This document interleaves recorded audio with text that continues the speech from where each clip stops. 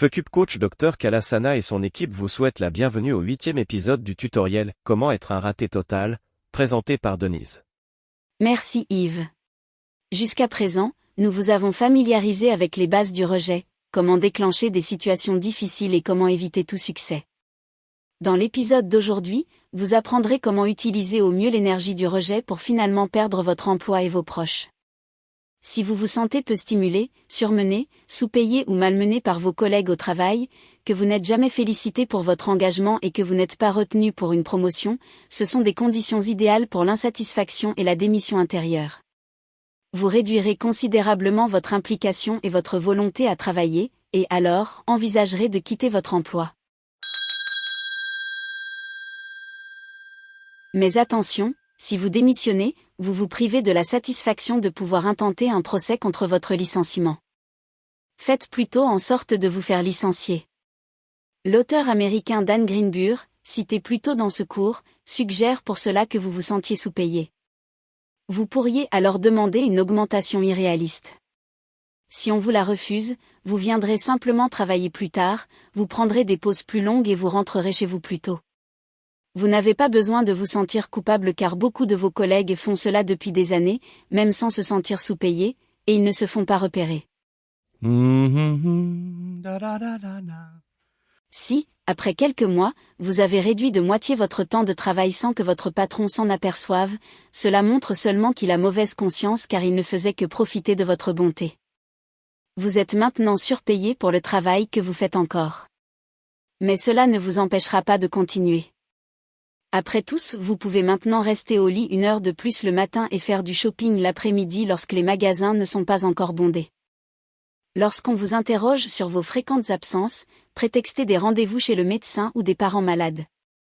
Si vous faites cela suffisamment longtemps, ce n'est qu'une question de temps avant que vous ne receviez un avertissement ou même votre licenciement.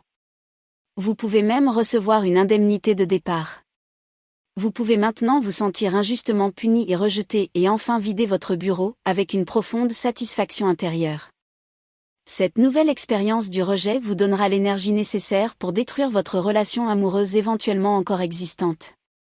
Cela est facilité par la conviction que vous n'êtes pas aimable, selon la devise « Celui qui m'aime, il y a quelque chose qui ne va pas chez lui ». Pour ce faire, il est conseillé d'avoir des attentes irréalisables et de mettre les autres dans des situations désespérées. Le schéma est le suivant, donnez à votre partenaire le choix entre deux options. Dès qu'il en choisit une, accusez-le de ne pas avoir pris l'autre, par exemple. Chérie, quelle tenue est la plus jolie selon toi? La deuxième. Alors tu n'aimes pas l'autre?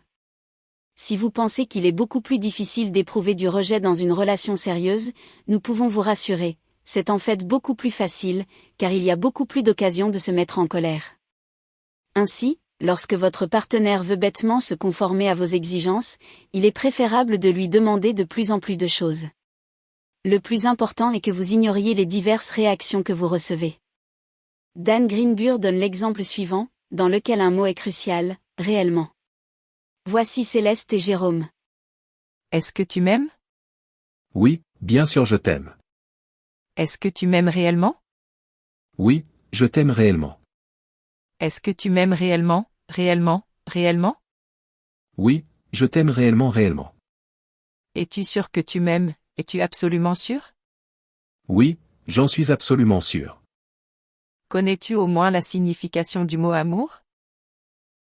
Eh bien, je ne le sais pas. Alors comment peux-tu être si sûr que tu m'aimes?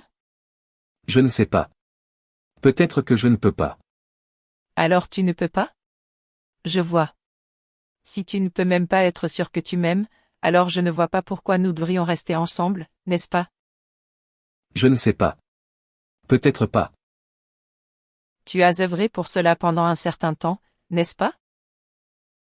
Les meilleurs moments pour de tels tests d'affection sont ceux où votre partenaire doit se concentrer sur autre chose, comme dépasser une longue file de voitures alors qu'un camion arrive vers vous.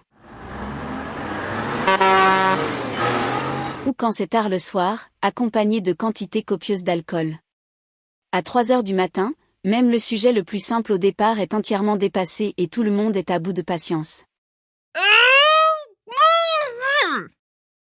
Une autre version plus faible est la remarque un jour, tu me quitteras. Elle peut sembler inoffensive, mais sa répétition constante en fait une prophétie autoréalisatrice et donc tout aussi efficace que « ne me quitte pas ».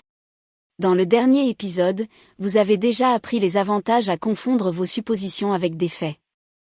Pour rappel, si vous avez l'impression que vos collègues se moquent secrètement de vous, ce n'est qu'une question de temps avant que vous ne surpreniez les autres à faire de même. Maintenant, torturez-vous avec ces credos. Mon patron devrait m'apprécier. Les hommes sont des porcs. Les gens devraient me respecter. On n'a pas besoin de moi ici, je suis juste dans le coin. Être malade a ses avantages.